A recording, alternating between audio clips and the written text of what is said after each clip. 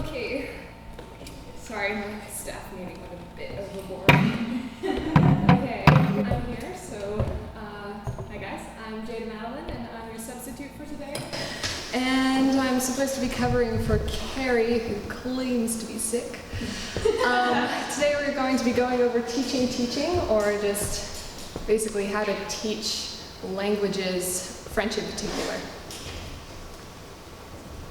So today we are going to be covering learning styles, the teaching challenges that you will face and how to overcome them, tips and tricks on how to make your French classes fun, and yes, this is possible. And then I'm going to share my experiences with teaching, which is not to be judged by anyone. Okay?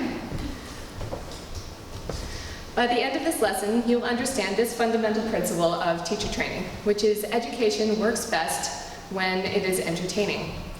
I've always loved languages, but most of my peers do not, and I've always wondered how teachers can get languages into the heads of stubborn teenagers who don't want to learn. I was inspired to do this project by some excellent French teachers I've had over the years, and now I'm going to inspire you. Okay, please take out a sheet of loose leaf. We are going to be beginning with learning styles. Okay, so basically the first thing that you guys have to know about each person is that they have their own way of learning things that is unique to them and is developed biologically and developmentally. Now, VARK. VARK is the acronym that describes the 4 main learner types. So visual, V for visual. These people learn best when information is presented to them in the form of pretty pictures, brochures, and colorful squiggly things on graphs. They can easily get distracted by pretty things out of the window. Georgia, hi, up here. Jeez. Okay, A for auditory learners. These kinds of people are fans of audiobooks, music, and group discussions and lectures. If you're an auditory learner, you're probably listening to me right now and staring blankly at my slides. R is for read-write learners. These learners absorb information best when it is written in lists, diaries, textbooks, and well-constructed slideshows. You're welcome. And finally, K is for kinesthetic learners, the most challenging type of learner for teachers. These people learn best by trial and error and figuring out how things work as they go, like experiments, demonstrations, and hands-on activities. So these people are probably dying in their seats right now. So you have a class with a mixture of students with various learning styles, so what do you do with them? One of the different ways teachers deal with classrooms filled with different types of learners is the technique of differentiation. Differentiation is matching teaching to the needs of each learner. Teachers have different ways of using differentiation.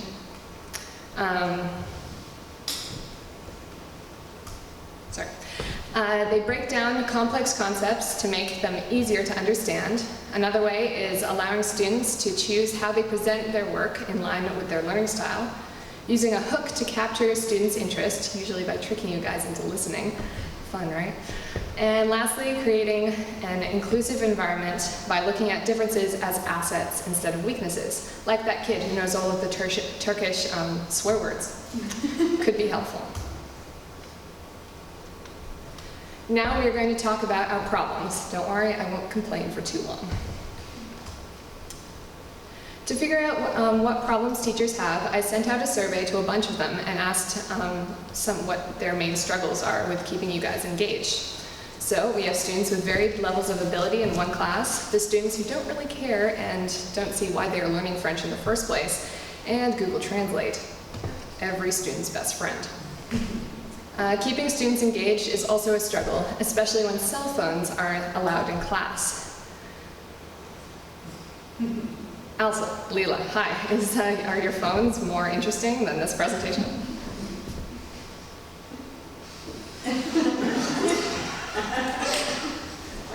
Apparently not. You can put them at the front of the desk here and you can collect them at the end of the class. Jeez. Okay. Okay, just to keep things fair, I also surveyed the IPS students to find out what they find most boring about French learning. Students don't like grammar and verb conjugation tests, working by themselves or silently, doing worksheets, taking notes, or having a bored teacher. So how do we meet the students halfway? Some teachers try to challenge their students, use interactive activities that incorporate students' interest. They try to use games and videos, think of interesting projects and assessments, and try to be the funnest version of themselves, which can be positively exhausting. Okay, so let's put this all into practice, shall we? The process of lesson planning is a very personal experience, and every teacher has a unique way of making their own lesson plan. After asking multiple teachers, I found out that most of them do not make lesson plans for every class. Carrie. If you look inside the planner of an experienced teacher, which I have on multiple occasions, when they're out of the room, of course, you'll find a few notes for a rough outline of what will happen in each class. Of course, this is no help when you're just starting out, so I'm going to share with you the basic method of structuring a lesson. The key elements that you will need to cover are your lesson objectives, how you're going to deliver them, how you plan on assessing the students, and the materials you need. Now, let's flesh this out. You're going to have to warm up your students to get their brains at least functioning slightly before presenting the information. You would have to go through various phases of practices and check-ins. Make sure to leave some time at the end for questions and review. Always leave a bit of wiggle room at the end of your lesson, just for the unexpected. Like that time Scott ended up talking about how deep a lake was for the entire class. Yeah, that actually happened. Now, we're going to learn about lessons from my lessons. Now, to be very, very, very clear, this is a no judgment zone, okay? Okay. I taught a class to the grade 6s and one to the grade 7s. Now, grade 6. This class has a total of 11 students, but only 7 of them take French class. Since I would not have many students to handle, I thought that this class would be as easy as pie. I constructed a very impressive looking plan for teaching them some animal vocabulary in French. As you can see, I had all of the key elements, and then I fleshed out how I was going to deliver each piece of information, and I even used the learning styles to create the teaching methods. I had a total class time of 1 hour and planned how much time each thing would take. Very organized. Okay, so Carrie started off the class and then handed it over to me. I was definitely nervous and had to stop my hands from shaking. I began the lesson by asking the students to write down as many animals as they knew in French, so we could have like a mini competition to see who knew the most. Luckily, the whole student body knew roughly 3 animals in total, so thank you, students. That idea went down the drain. I then asked each student to read out the animals that they knew, and I wrote them down on the board. Fortunately, I am terrible at spelling, so I couldn't spell most of the animals that they were listing, and I should have made fun of myself for not being able to spell words, but I did not because I felt useless and embarrassed. The students had been very creative with their knowledge of animals by only knowing the animals in French that sounded like rude words. Let me show you. Le faucon, le phoque, et le coq. Yeah, thank you, kids. I did not know whether I should laugh or think it was funny or gently tell them off, so I did neither and carried on. I then taught the new vocabulary and asked the students to write down the words on a piece of paper. I tried to write the words in large letters on the board to make them easy for the students to read. But my writing was all over the place, as you can see. One of the students even asked Carrie if one of my R's was a V. Okay, no. Let's take a poll. Who thinks that this thing right here, serpent, looks like an R? Raise your hand. Come on, people. Okay, who thinks it looks like a V? You all are blind.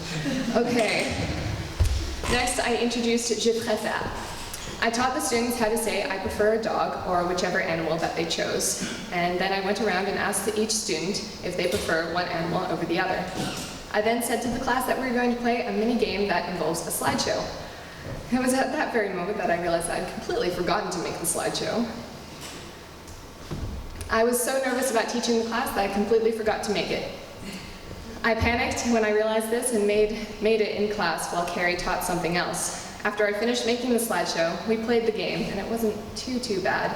The students were excited about the game, and the teams were tied at the end of class. Danae and Rose are now going to come up and quickly give you a mini taste of what the game was. J'ai préféré l'oiseau. Three. Okay, 1 point to Danae. Darn it. Je préfère le poisson. Bravo. Okay, thank you guys. Bye-bye. Danae.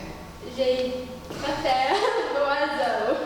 Three. Okay, 1 point to Danae. Darn it. Je préfère le poisson. Bravo. Okay, thank you guys. Bye-bye.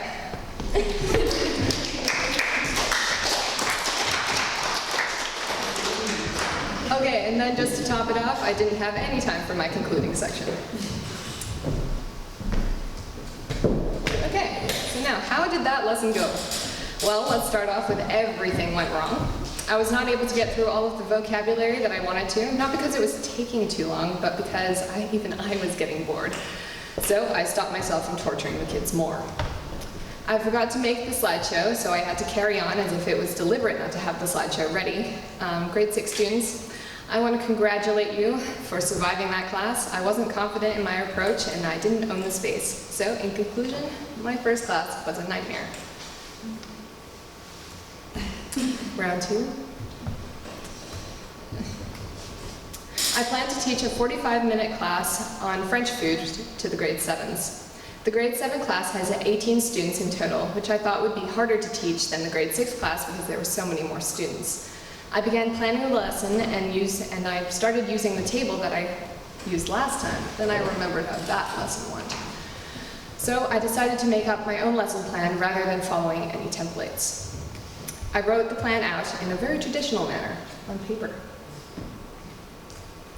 I based my lesson around these 2 pages from Carrie's textbook that described 10 traditional French foods. I wrote down what I would read and what I would ask a volunteer to read. I also scripted what I was going to say for after somebody read each of the passages. I numbered everything so I wouldn't get lost, and I even put it into my own words. Like here, I didn't know what capers were, so I wrote that they were apparently nasty. Okay. Carrie started the lesson and presented a mini slideshow of her weekend before handing the class over to me. When I went up to the desk to start teaching, one of the students told me not to be nervous. So I said that I wasn't nervous. What a lie. I handed out the reading sheet and sat in front of the class. I read out the title and then the passage and asked the students what some of the words meant, just to make sure everyone understood. I joked with the students and told them that I had to look up one of the words because I didn't know what one of them meant in French or in English. Gastronomy. Okay, no. Put up your hand if you're under 18. Okay, put up your hand if, keep your hand up. Keep your hand up. Now, keep your hand up if you know what gastronomy is. Rose, you want to take a guess? Oh. Okay. Anybody else? Indra? Isn't it like, it's like salami, but it's not?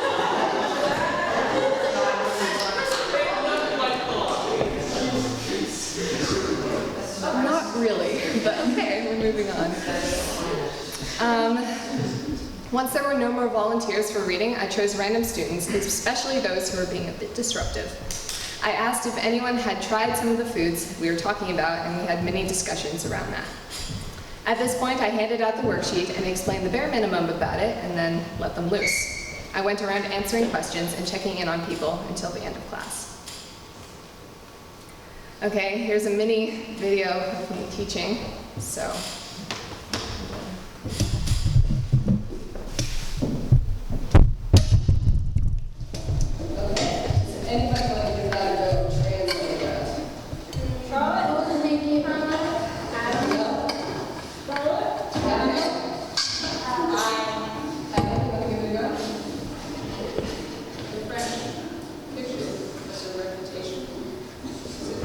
It's like cuisine. It's it's known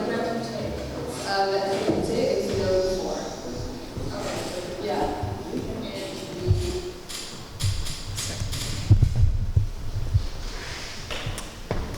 Okay, so compared to the first lesson, this lesson went very well. I kept my cool, joked around a bit, and tried to make the students feel as comfortable as possible. Everyone understood what was going on, and I think I kept them entertained and on their toes. I learned a lot about what not to do after my first class with the grade sixes. For example, I learned to be relaxed and not embarrassed when I didn't know a particular word in French. I just casually asked Carrie, and when she didn't know, I looked it up online.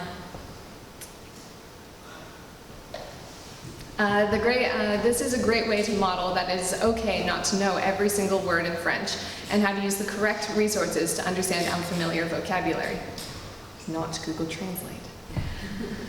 I think I could have explained the worksheet a bit better. Most of the students didn't know how to do one or two of the questions on the sheet because they didn't know what was required of them. Also, one of the students didn't want to read in front of the class, and I feel that I pushed the student a little too much before moving on to a different person. At least now I know when to back off. I found this class a lot easier to manage than the grade 6 class, even though there were so many more students. Some of the grade 7s were a bit rowdy and Carrie had to speak to them, but they were mostly fine. I was nervous before this class, but I felt quite confident by the end. I really enjoyed teaching the class. It was a lot of fun. The students were enthusiastic and they were able to do the worksheet that I had given them. Some of the students even came up to me after the class and told me that I was a good teacher. They were so kind, and I think we all had fun doing this lesson. Anyway, another important part of teaching is assessing your students.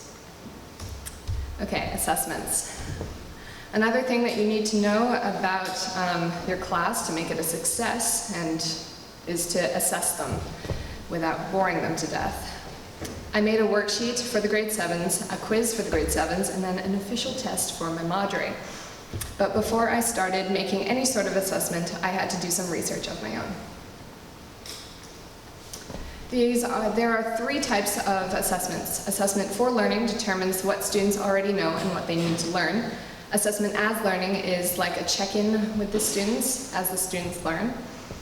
This could be in the form of a simple quiz, a brief conversation with the whole class, or any piece of work that isn't marked, kind of like a formative assessment. And assessment of learning is the one that students hate the most. Assessment of learning determines students' final level of achievement and typically involves a marked project, test, or exam. This is the graded work that appears as a mark on the students' final report cards. Structure of an assessment. When creating a quiz for a French class on vocabulary, conjugation, or grammar, it is important to use different types of questions, starting with the easier questions first to warm up the students before moving on to harder ones. Also, make sure to cater for the different learning styles. Now, the grade 7 worksheet. I made the grade 7 worksheet for the French class to accompany the Commons French food class that I taught. It had 3 sections with questions progressing from easiest to hardest. I added pictures as well, which was not a smart move because it took forever to line them up on the page. Carrie thought that the worksheet was not long enough, so she added another page of questions. She was right. By the end of the class, the faster students had already finished the worksheet. I didn't know how long it would take them to complete the worksheet, but at least now I know for next time. I created a quiz for the grade 7 class to test them on the present tense conjugation of ER verbs, which they were learning with Carrie at the time. I included an invisible table, which took forever to remove the border lines to make it invisible. So not going to do that next time. Writing sentences and paragraphs for the fill-in-the-blank sections was difficult and time-consuming because I had to make up sentences using verbs and words students are familiar with, which also had to make sense. Otherwise, students could get caught up on words that they didn't know and become overwhelmed.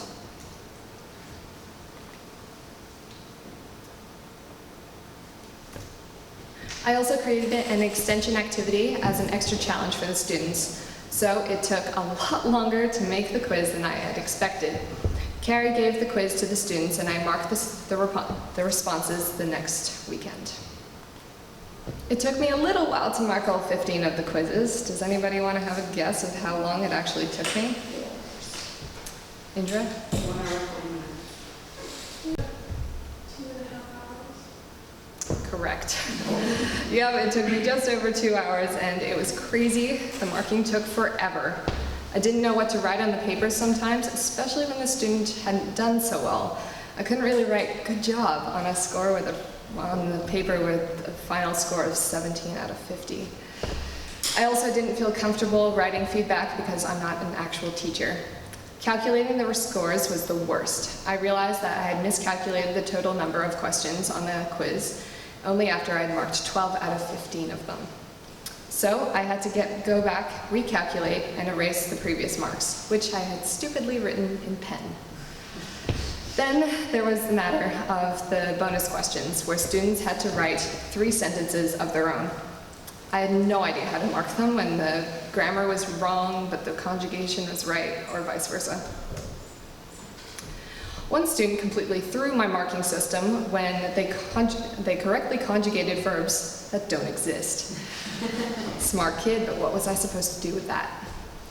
Also, what do you do when a student gives you multiple answers for a question, only one of which is correct? In these cases, I gave the students half marks. When I was about halfway through the quizzes, my brain started to hurt.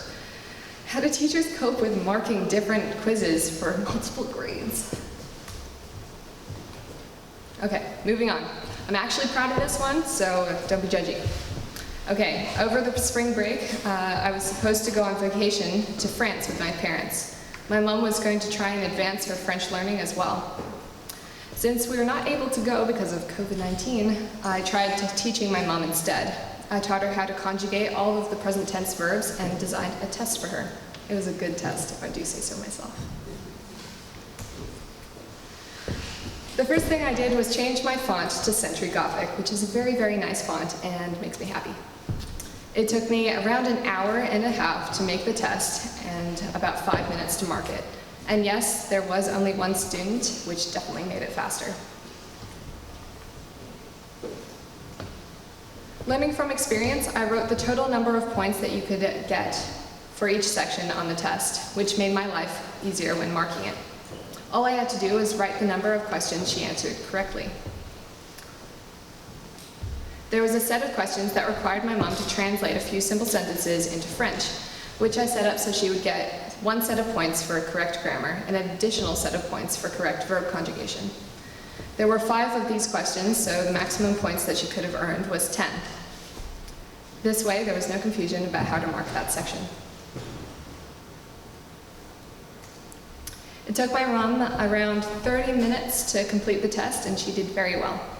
My mom said that the test was challenging but interesting and doable. This means that my teaching was successful and that the test was pitched at the right level.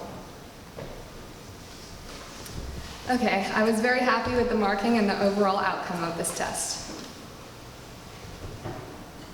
Jeez, okay, I'm running out of time here, so let's recap. During this lesson, students, you have learned about the 4 learning styles and how they should be incorporated into lessons. You have learned that learning styles are your friend in the classroom, and you have learned how to make a lesson plan and how to create an assessment. It turns out that what you see in the classroom is just the tip of the iceberg in terms of the work that teachers have to do. Behind the scenes, there are hours upon hours of creating assessments, planning lessons and units, and evaluating their methods, not to mention the bucket load of fun marking. Teaching is not easy. If you're afraid of public speaking or acting, do not take this job. You're basically performing in front of judgy students every single day. Teaching is also scary, but for some it is exhilarating. At first I was petrified of teaching, but after a few successful experiences I felt more confident. It made me feel really good to help students learn, and I'm looking forward to getting that feeling again when I become a teacher one day. And that concludes our lesson. So girls, you can collect your phones on your way out. But first, I have a few people I would like to acknowledge. First, I would like to thank my faculty advisor, Carrie Marentet, for meeting with me almost every week and setting mini due dates for me to make sure I actually did stuff. Half the time I didn't, but he never really found that out. I would also like to thank my external advisors, Laura Meager and Caroline Schraff, for meeting with me every submission and looking over my work as I progressed. You guys are the reason why I was inspired to do this. I was inspired to do this project. Thank you.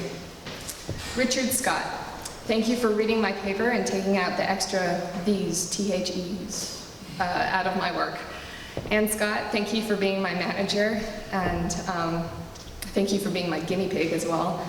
Without you, my paper would not look like a professional or anything that looks remotely like a report. And I have no idea how you constructed some of those graph things, so thanks, Mom. I would also like to say a huge thanks to Jen for reading my very long paper and managing to stay awake the whole time. I don't know how you read everyone's paper without giving up halfway through. Thanks for not giving up on us, Jen. Okay, for some reason, every kid who does Masterworks thanks their class, but honestly, I have no idea why. You guys didn't do anything. But I guess you struggled with me, so thanks, guys. Okay, and lastly, I would like to thank Garfield for keeping me sane while constructing this slideshow. Thank you.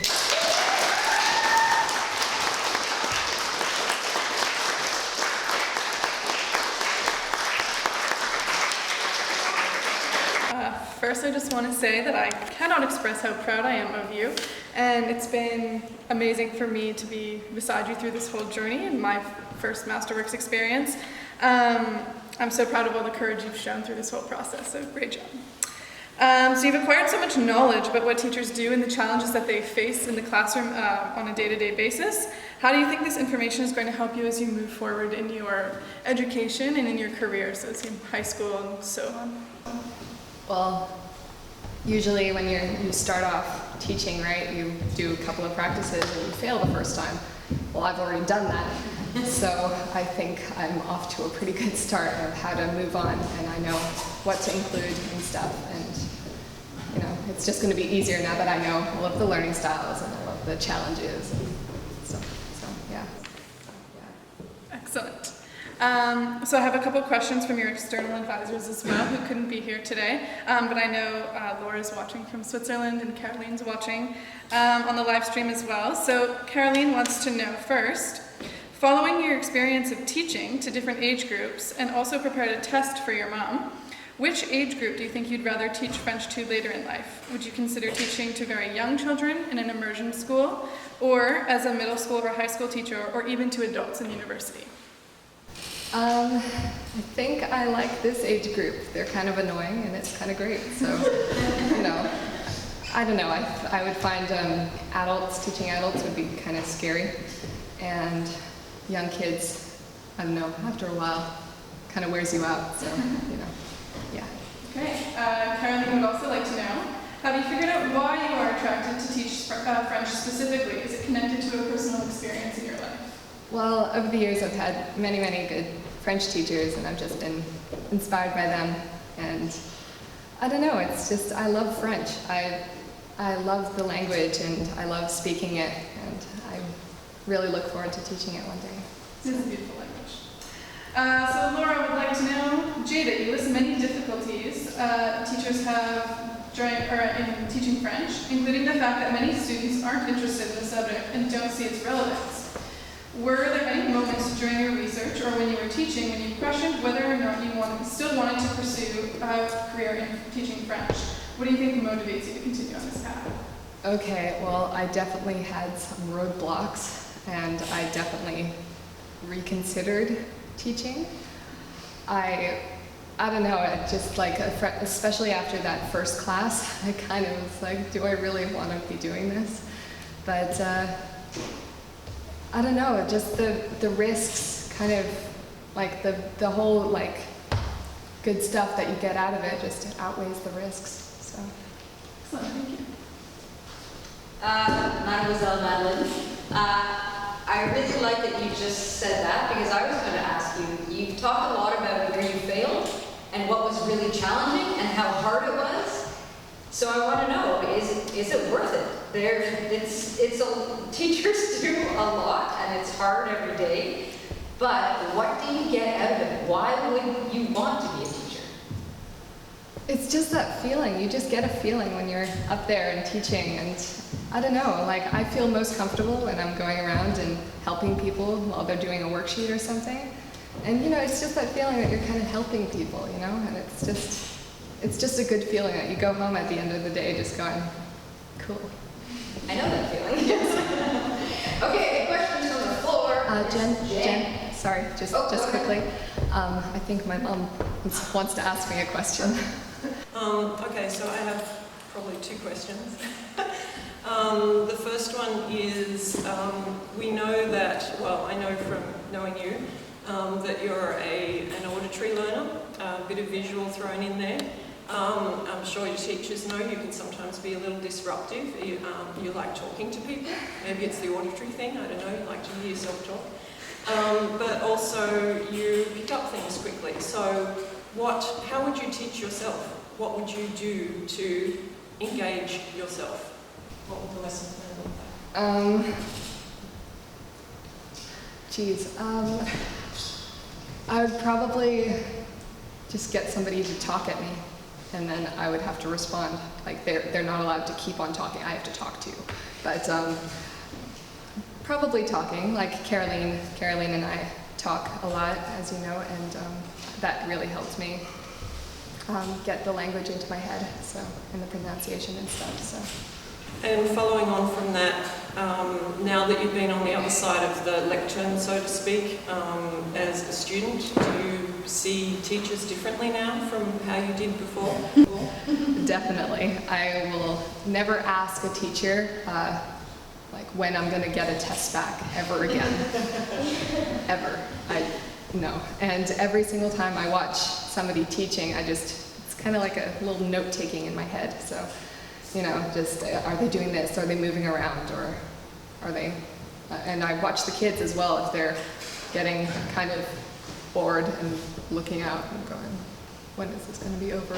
But like I just watch stuff, and it's just a completely different view, and I'm noticing quite a few different things. So.